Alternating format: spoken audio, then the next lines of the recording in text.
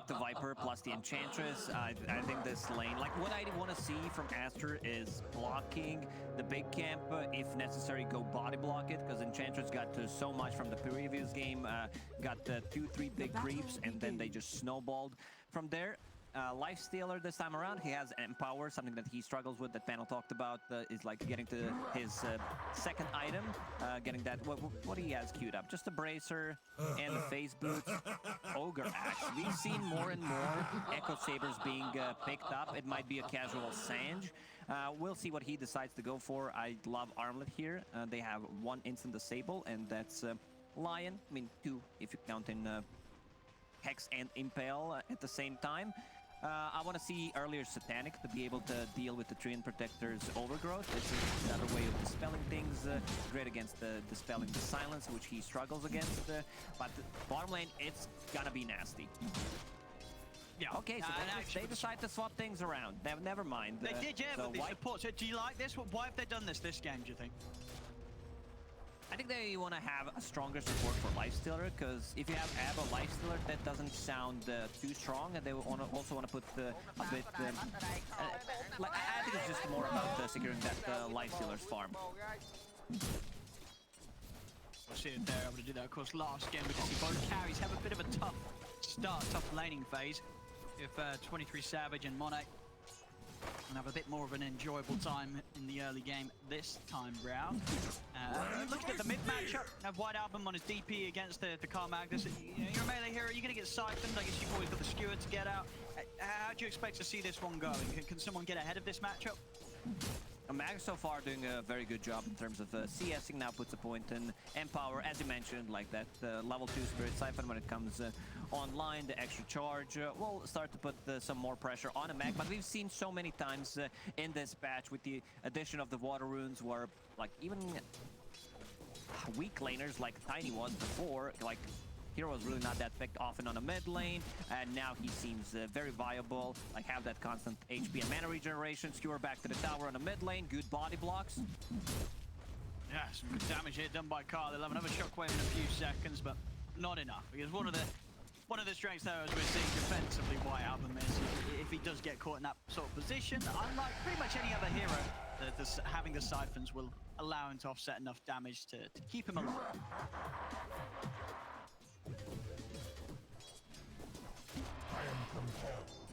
Lifestealer on half HP. Whitemon will use the healing salve to bring back the full. So far, decent CS. XXS doing a very good job this game. 16 CS, about to hit level 3. Also has a Ring of Health going into Vanguard, which is something that I've not seen. Yeah, I mean, why do you think he's leaning the way of Vanguard this game? What's he seeing that's making him want to do that? Maybe just a laning stage against the Lifestealer. Magnus also relies on dealing heavy right-click damage. Might still swap things around. I've just seen a lot of Mars picking up a Ring of Health and then just keeping it. Sure. They don't necessarily upgrade. You can also disassemble the Vanguard, because they don't have too much magical damage. You have Shockwave, you have Viper. Rest is pure damage and right-click, so I don't think good this game is any good. Where are you going? See top.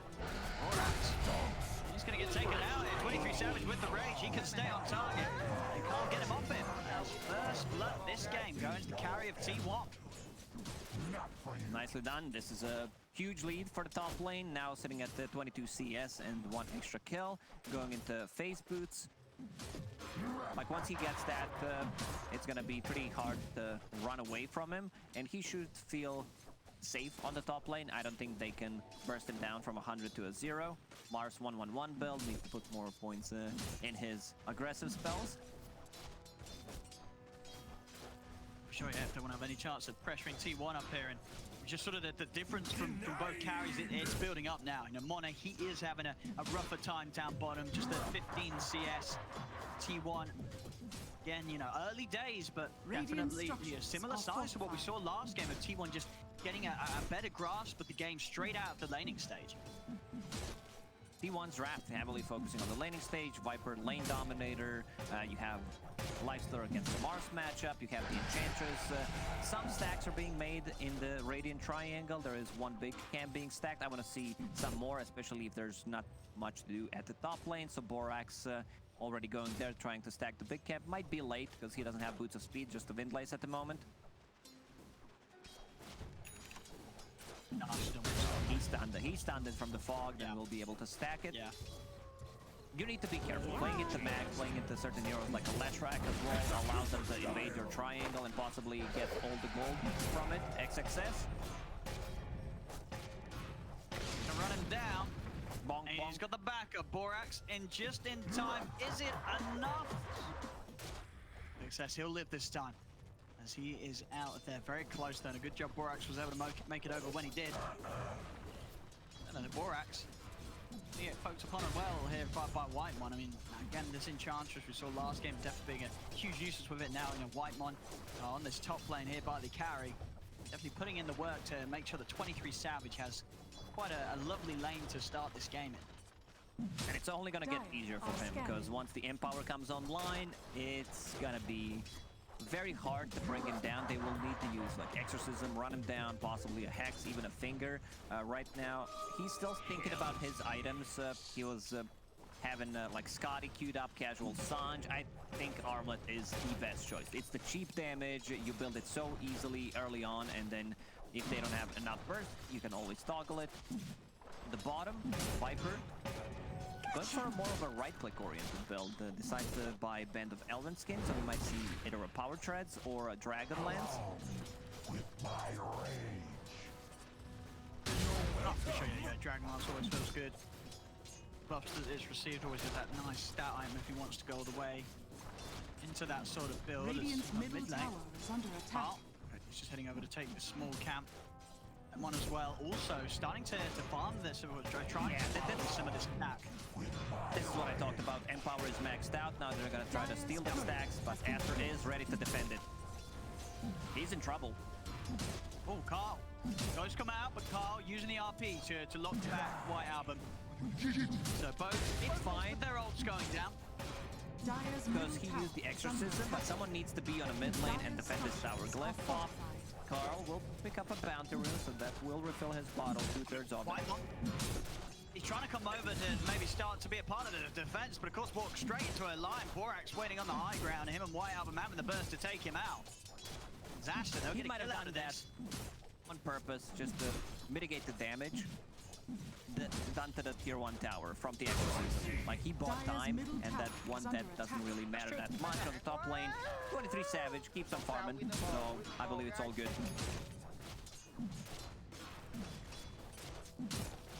Yeah, I mean, and who could they really move up to this top lane to slow down this Lifestealer? It's kind of heartbreak because it's a solid Lifestealer game overall. It is, looks good until Medusa gets a couple of items, because they don't have too many gap closers. Radiant's He middle is tower pretty much is under the only attack. one. So Medusa will have a good time once she gets to her second, third item, straight into SNY. After finishing off what seems to be the Dragonlance, not even full Dragonlance, needs Ogre Axe. Still just playing the catch-up lane after a tough laning stage for Monet.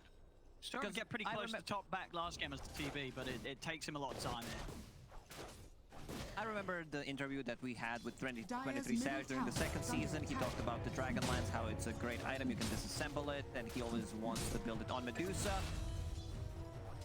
Zephyr, well dropped. He just sort of walked in and started punching the Medusa. It was a very ambitious effort there. Of course, Monet, he's got backup around him. So Zephyr just ending up sort of handing a bit of golden glory here to Monet. He's going to be very happy with the Baden turning up in that fashion. Abba position 4 doesn't provide you with anything compared to 5. Like, unless you snowball heavily, unless you get some return kills. In this game, you might have 2 position 5s. Or if you want to shift things around, I think it's much better that Zephyr becomes 5 and Enchantress gets the items, because we saw in the previous game what happens if Ench gets the farm. Unfortunately, they cannot swap the heroes. 9 minutes in, just type -swap hero. Maybe it's possible, Owen. Maybe it's possible. We The saw game to the No one's ever tried it, the you know? game. There is the possibility. Until they attempt it, they are going to be stuck, as you say, as they are. It's a little bit of a slow start in that sense from the supports, but still the core, you know, just the fact that T1, 2k lead, 10 minutes in, just able to get that much more from the setup that they've had, and it's ramping up. You know, there's no signs of sort of this lead that T1 have slowing down, which is it's definitely got to be a bit of an issue for Aster. As Aster, they lost control of game one pretty early on, and they did really struggle to get anywhere close to bringing it anywhere near back into their ballpark. A difference in this game is they have Ava plus Enchantress, so you can't really make aggressive move. You can park inside, like in front of the tower, but you don't have that much tower damage early on. So Magnus decides to go for a Blink Dagger first item, which I really like, so that's going to give them one way to start a fight, either a Blink RP or casual Blink Skewer. Lifestealer. Something that I noticed about 23SAVAGE when he's playing Lifestealer is that will not be using Infest as a bomb. Most of the time just wants to be able to save the allied heroes, so something to look out for. Very good at it. I'm going to maybe try and start some action here. As soon as he shows his face, he knows that Aster, they've got a lot up on this top lane. The four of them ready to try and push down a tier 1. Obviously, Exorcism up and ready to go from White Album if he wants to commit. There's too much effort AoE. defending this. I don't think they can defend. Tiered Protector level 6, Mars level 7. You have the Exorcism up and running. Lion still level 5, but here comes Viper. And they've got the Magnus coming over with the Blink ready. Arena's going to get locked down. They'll look to focus. Keep eyes on Carl. Can't find the jump here with the ult. In power out on Savage. He's going to jump over to the side, looking towards White Album. Will drop the RP onto the Death Prophet to allow them to burst through the DP. Catch Lanham as well. He's into the trees, Carl. Trying to clean them out, but Lanham, he'll make it away. So T1, they do actually manage to pull together the defense here. And the tier 1 tower not taking too much damage at all, not even half of its HP there. So another use of the Exorcism, which doesn't result in an objective being taken by Aster. Radiant's middle tower. Nice and done. Much better job than I expected. Viper deeping it into the trees, sacrificing himself for the greater cause. They got the 2 return kills, and as you mentioned, like 2 Exorcisms already used. What's up? XXS. He may have stuck around a little too long. Zephyr's going to try and help him out. But with the sun put up on it, Carl, there's no chance for a jump out. Sticking around a little too long, and Aster not letting that go away there. Immediate response with the overgrowth opening.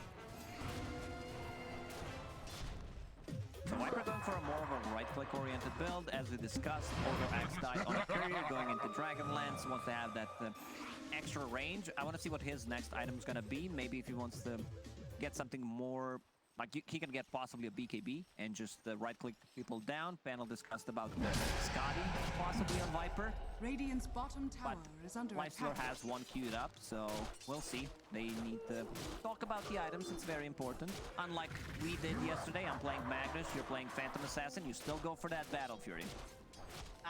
I can't remember who it was, but there was a pro player who buys Battle Fury even though he has a mag. So that's you know, that's my reasoning there. You got to have as much cleave as possible. I would agree if we were playing against the PL, but never mind. Monet clearing up the ancient stack. Same goes for Mag, who is working towards his. Echo Saber wants to be able to scale. They slowed down a game a bit. So in both of these games, we haven't seen too much action happening early on. No, definitely more of a chill sort of opening. And as you say, at least for Aster for this time round, even though they're behind on the gold at the moment, the fact that they do have the Medusa to fall back on, and with some really good solid team fight and sustain around him, definitely leads them to have a much stronger chance here as compared to the sort of draft they had around Monet's Terrorblading game. Much better high ground defense. You have Twin Protector to just stall the game. Lanham Dire's at the middle wrong tower is under attack. space, wrong time. So he is getting caught. This is the Lanham Classic. Twin Protector, something that he first shown Dire's in the bottom DPC, tower going is for the under Holy attack. Locket, Living Armor, amplifying the heal, amplifying the healing on the towers as well. So pretty hard to take down, very annoying to play into. They don't have that much tower damage, so you can't really go in, deal chip damage. One of the reasons why I love Leshak in this patch as well, because you have this Treant Protector who's super popular, and then you go in, take the tower easily. Medusa, after finishing SNY, which is coming to her shortly, going into Aghanim's Scepter. Aghanim's got Radiant nerfed, structures still very are potent fortified. item. For sure, one of the definitely more irritating carry Aghanims to try and push and fight into when you're just constantly getting held in position by the bounced snake, the stone. Disaster swinging around bottom, see if they can catch it. It's Radiant's just top Zephyr tower is around. under attack. He's a bit of a tough one, of course. We'll have to borrow time. They can actually fight long enough through it. Okay, they've got the Yules. With the Yules, they'll be able to wait out a good duration if the borrowed time. Dire's Bingo! bottom It's tower wait. is under attack. I mean, Radiant's gotta top get tower those is stacks, you know? Gotta get him somewhere indeed. That's the first stack. Because if you have 0, you're kind of in a bad spot. 15 minutes in, Finger was definitely not necessary, but Borax, did he get the last hit? He did, so that's some extra gold for him. Working towards the Blink Dagger. Yeah, the Blink's going to be pretty huge this game against the heroes like the Lifestealer with the Rage. Still though, you know, even if he does get that jump on Savage, Savage is going to be tanky. Sand's already done, nearly having it fully complete into the SMY. It's not going to be an easy Lifestealer to kill, even if they do get that jump. And talking about jump, T1, they're smoked up, Carl's ready to go with Blink RP. See what we can find. He's going to get over towards ladder. Have the quick skewer back onto the Triumph. Themselves an easy kill here. We'll get the information for the rest of us. Dire's top tower is under attack. I want to see who gets the first Roche. Maybe they want to invade the Radiant's triangle, middle try to get a tower kill is under there. attack. That Prophet very close to Dire's level top 12, so tower is under Exorcism attack. go from 8 to 16, which could Dire's potentially end up structures are resulting in fortified. like taking a one fight in their own triangle and then going inside the pit. They have enough sustain. Marcidian Radiant decided to go for the scanning. Vanguard and now going into Blink Dagger, so Radiant's very middle hard to kill. tower Well, is this under is attack. sample it at one point because Dire's there was top really no tower is need under to have it attack. at the later stages of the game. It's more of a, yeah, I don't want to get killed in the lane. Borax getting caught, that's a solo RP on him. I'm back the cost. Radiant's bottom Hello, tower is hopefully under you can hear me attack. again. Hello. What did I I was miss? just failing. What did I miss? Sometimes I have nothing. I have long monologues as well. Lion got a kill, and that's pretty Dire's much top it. Tower tower gets has denied. been They get the denied. extra gold from it.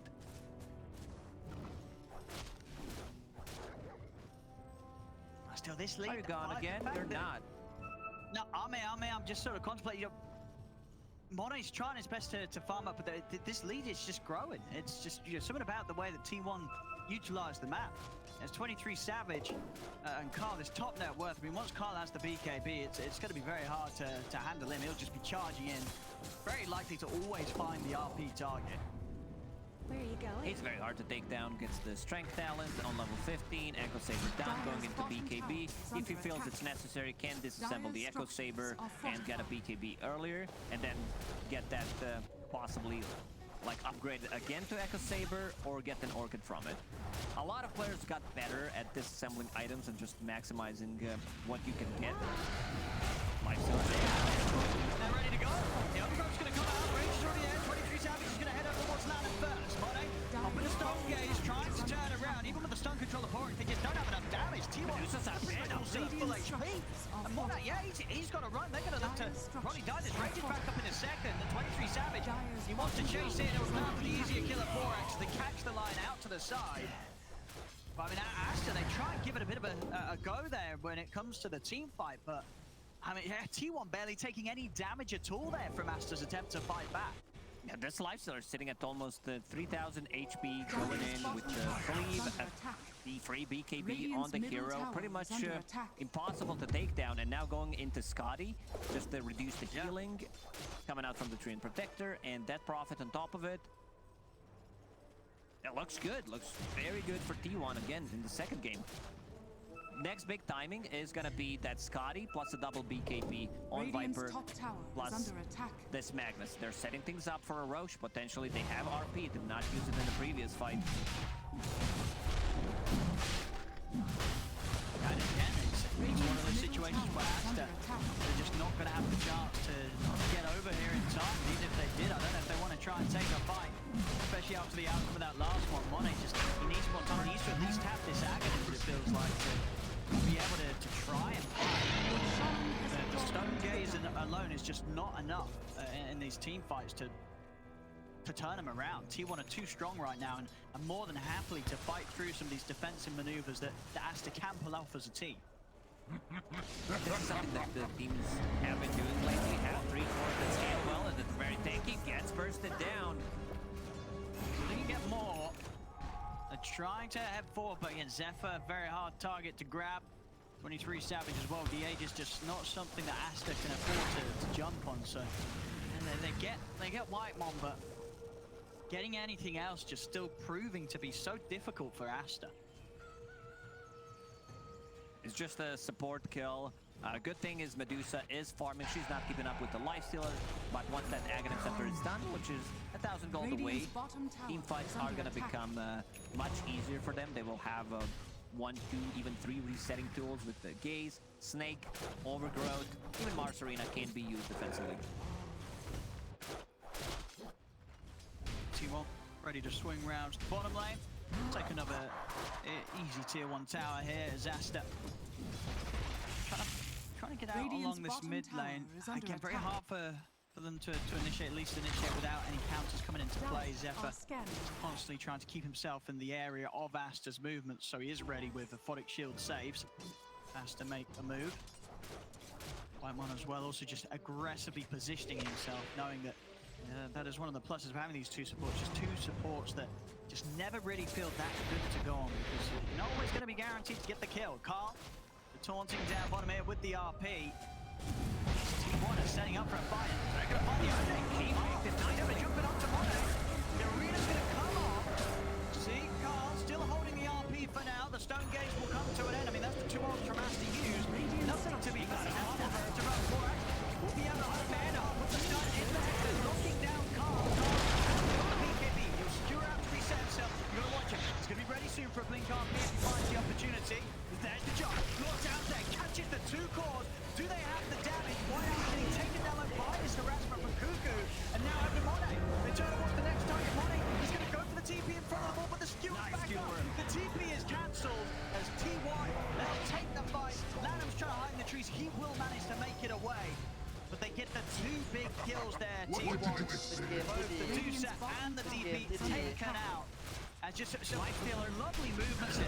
Yeah, Lifestealer instantly connects on Medusa, starts right-clicking her extra slow, kicking in from that dual frenzy, and the trash to bot Shadi. She's out of mana, pops the magic stick, and then she has enough mana for a stick.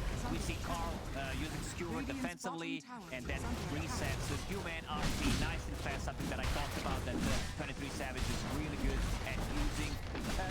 Doesn't necessarily save Carl, but you know, just heals him up, and now they're in. They want to take this tier 3 Baron, tier 3 now, and the Baron. Yeah, huge push coming in to get this very early objective. Yet again, just 22 minutes in, and T1 taking the melee barracks from the bottom lane. And yeah, just the way as well that Carl, the patience from him to hold the RP, make sure that even though he was showing himself getting involved, he wasn't just sitting at the side waiting for the opportune RP moment. He was playing right in the center of the fight, but knowing that he had that ability with the BKB skewer to hold back and come back in when Asta, there's already a point in the fight where Asta pretty much used all their ultimates and didn't have anything to respond to it. Now straight away T1, they're staying on Asta's half of the map. T1 can afford to get like a mistake or 2 in a team fight. They have a Aphotic Shield, they have a mech, Holder Locket, 23SAVAGE, much online. Yeah, and open in the side, Carl, he's in with the BKB, he's got the skewer back on White. Another huge catch here from the Magnus. As he sets up 23SAVAGE to clean up the kills, double kill on the Lifestealer. They're pushing it down mid. I mean, honestly, this game too, we're just seeing the same here from T1. Just top stuff. There is no doubt about it that the work and preparation that this team put in, the mid-use, the real on it. The stone gaze on, there's no damage. T1 don't care at all about being caught in this combo. It's Asta that have to run as soon as the ultimates are used. They just cannot fight T1. They're all full HP. They're pushing down the mid. There's the RP on Jump again. It's the RP, and he's caught that big one. He's caught Monet out of mana.